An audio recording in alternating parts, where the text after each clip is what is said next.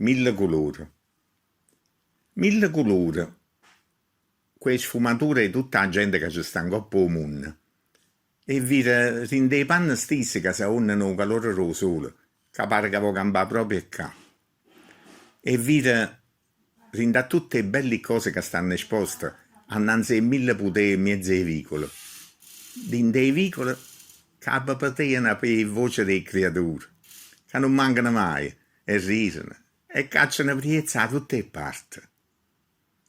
Come quelle creature fanno così tutte le persone di questa gente, ognuno, per conto suo, pensa ai fatti suoi, ma poi è mesco quei fatti di tutto il mondo. E si sente il sapore della vita, una vita dove ognuno campa come può, ma sperando che la buona sorte a finale tocca a tutti quanti.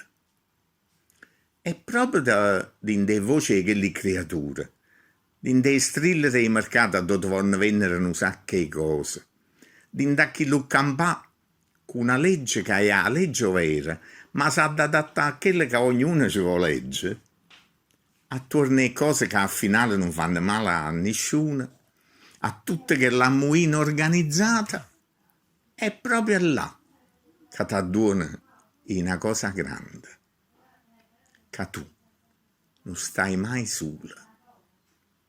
E poi i profumi dell'aria, o vasanicola, o petrosina, e i ciuri sempre freschi, e pure l'odore dei uomini fritti, l'odore del mare, che si sente da tutte le parti, pure se non si vede.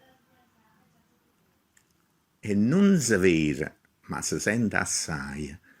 Manca quella che sta a rete, una raggia tosta, che ti ravoglia sana, che nasce la paura di non essere mai capito veramente, però sempre processata e criticata.